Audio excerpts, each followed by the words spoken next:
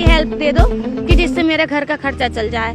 पैसे मत दो उन लोगों के पास में जिनके पास कुछ नहीं, वो कैसे गुजर बसर करते हैं। सरकार सिर्फ कहती है, कभी कभी कहना चाहती है जो लोग मेरी तरह हैंडीकैप हैं उनके लिए भी जो भीख मांगते हैं वो भी भीख ना मांगे, मेरी तरह कोई काम के लिए किसी से बात करें। इंडियन आर्मी के जो एक साहब थे जो सब इंस्पेक्टर थे, तो उन्होंने नमस्कार, स्वागत है आपका परफेक्ट टाइमलाइन में और मैं हूं आपके साथ अजयदीप सिंह।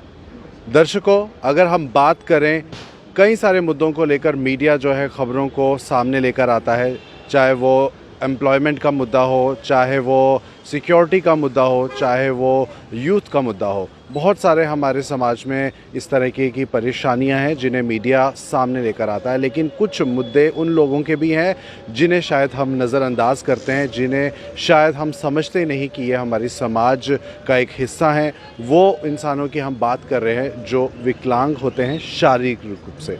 जी हाँ, शारीरिक रूप से जो लोग विकलांग होते हैं उन्हें लेकर शायद ही हम कभी सोचते हैं, शायद ही हम कभी बात करते हैं।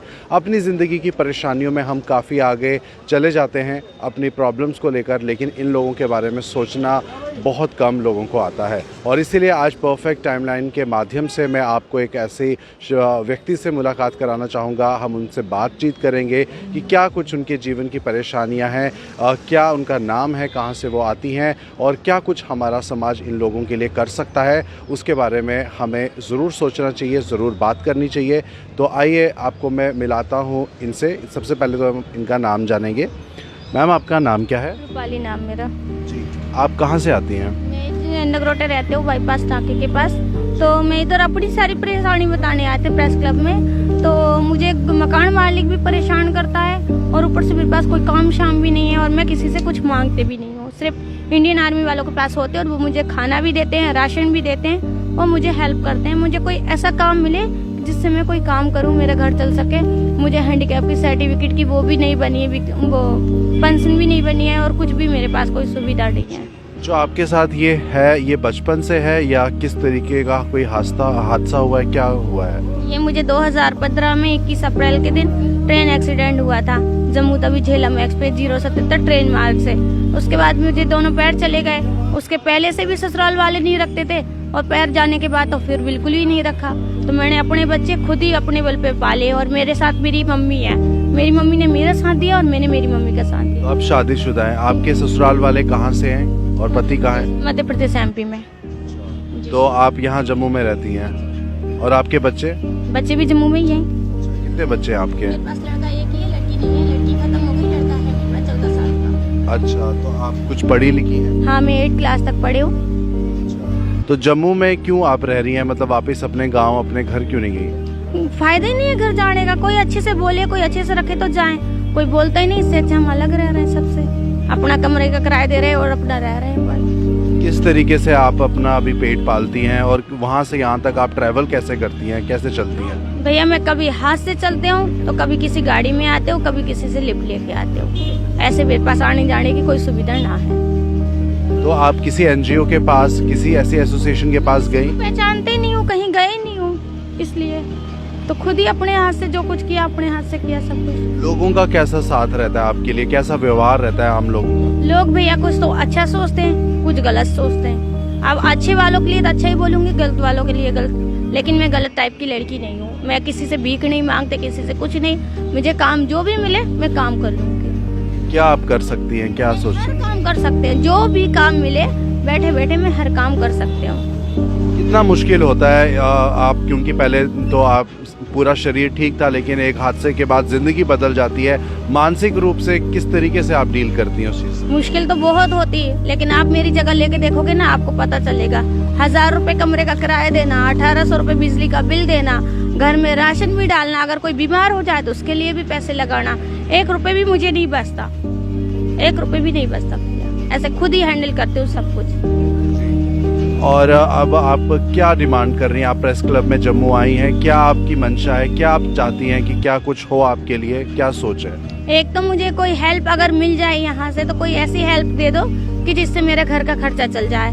पैसे मत दो, कोई काम शाम ढूंढ दो, कोई काम दे दो या कोई छोटी छोटी दुकान खोल के दे दो, उसमें मैं अपना काम चला लूँ। आपके जब ससुराल वालों ने निकाला तो कोई आपने पुलिस के पास गई, कोई अधिकारियों से आपने बात की, किसी से मदद लेने की कोशिश की? कहाँ कुछ करना है, पुलिस कुछ नहीं करती। जब पंगे खत्म होते हैं बाद में पुलिस आती है। हाँ, लेकिन हेल्प करती है तो आर्मी हेल्प करती है। पुलिस तो सिर्फ जब तक ही है तब तक करना है, तब तक पैसे मिलेंगे, जब तक के बाद कोई नहीं करता। और गरीबों को कौन पुलिस देखती है? कोई भी नहीं देखता।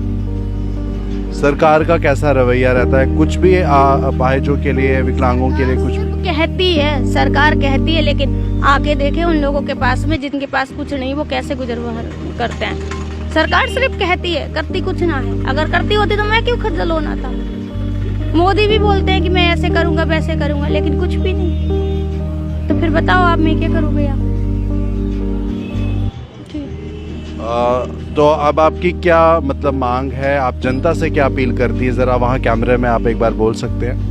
अगर हो सके तो मेरे लिए कोई काम ढूंढ दो। मैं किसी से भीख नहीं मांगते, कुछ नहीं। मुझे कोई काम मिल जाए तो काम ढूंढ दो, और कुछ नहीं चाहिए मुझे। और उनके लिए भी कहना चाहती हूँ, जो लोग मेरी तरह हैंडीकैप हैं, उनके लिए भी जो भीख मांगते हैं वो भी भीख ना मांगे, मेरी तरह कोई काम के लिए किसी से बात करे।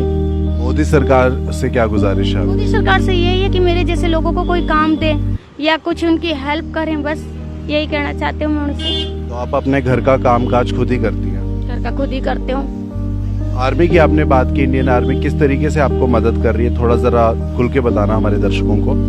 इंडियन आर्मी तो बहुत अच्छी है और वो सबकी मदद करती है, क्योंकि जो काम पुलिस नहीं करती है, जो पब्लिक नहीं करती है, वो इंडियन आर्मी करती है। और इंडियन आर्मी ने तो मेरे लिए हमेशा अच्छा ही सोचा। मुझे इंडियन आर्मी के जो एक साहब थे, जो सब इंस्पेक्टर थे, तो उन्होंने मुझे बोला था कि बेटा अगर तू कोई काम करेगी तो बता।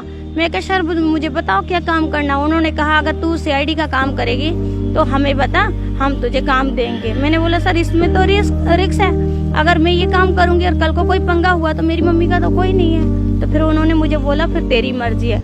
लेकिन अब मैं करना चाहती हूँ, अगर मुझे आर्मी की तरफ से कोई काम मिले, चाहे आम पब्लिक की तरफ से कुछ भी काम मिले बैठे बैठे का, मैं करना चाहती हूँ। और मुझे कुछ नहीं चाहिए। और हमारी इंडियन आर्मी बहुत अच्छी है, और सीआरपीएफ भी अच्छी है, इंडियन आर्मी भी अच्छी है। तो हम जहाँ रहते हैं वहाँ सारे मुस्लिम हैं, तो हम 26 जनवरी के दिन वो तिरंगा झंडा लगाते हैं। तो वो कहते तुम कि यहाँ पे किराए से रहते हो तो तिरंगा झंडा मत लगाना। मैंने बोली हमने तो लगा रखा है। कहते हम इसको पसंद नहीं करते। मैं कहा आप नहीं करते बट हम करते हैं। वहाँ सारे मुस्लिम हैं। और मकान मालिक है, उसको 1000 रुपए महीने के पहले दे देते हो, तो वो भी परेशान कर रहा है और उसका भाई भी परेशान कर रहा है। आप बताओ मैं क्या करूँ? मकान में सामान बहुत सारा, और वो भी मकान टूटने वाला है। उसका मैं फोटो भी खींच के लाए हूँ, वीडियो भी बना के लाए हूँ। फिर आप बताओ मैं क्या करूँ? मकान ऊपर से टूटने वाला है, तो तब भी हमें ऐसे परेशान करता है। तो आप बताओ मेरे लिए मैं क्या करूँ? मेरे पे कोई रास्ता नहीं है। काम मिल जाए तो बस भैया, काम दे दो अगर कुछ हो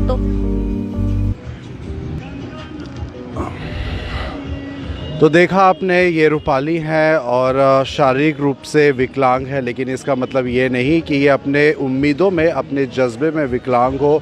ये काम करना चाहती है, ये अपने परिवार को पालना चाहती हैं। एक हादसे में, एक ट्रेन दुर्घटना में इनके पैर चले गए, लेकिन इनका जो जज्बा है काम को लेकर वो ख़त्म नहीं हुआ है, वो लगातार जारी है। ये गुजारिश करना चाहती हैं सभी से, हम लोगों से, कि हम उनकी मदद करें और उन्हें नौकरी दें ताकि अपने घर को ये चला सके। लेकिन जिस घर में ये अभी रहती हैं वो मकान मालिक उन्हें निकाल रहे हैं, और ये अपील कर रही है कि मकान मालिक जो है इन्हें ना निकाले, क्योंकि सरकार बहुत बड़े वादे करती है, आम जनता बड़े वादे करती है कि हम इन लोगों के साथ जुड़े हैं। लेकिन ज़मीनी सच्चाई आपने सुनी, इन्हीं के मुंह से सुनी कि किस तरीके से जो है इन्हें किसी भी तरह का कोई सपोर्ट नहीं है, चाहे वो सरकार है या कोई भी व्यक्ति है, कोई भी NGO है। बहुत मुश्किल है, भारत में पहले ही इतनी आबादी है, हर कोई अपनी तरह की परेशानियों से जूझ रहा है। लेकिन अगर हम रुक कर ज़रा इन लोगों के बारे में भी सोचें तो इंसानियत कहीं ना कहीं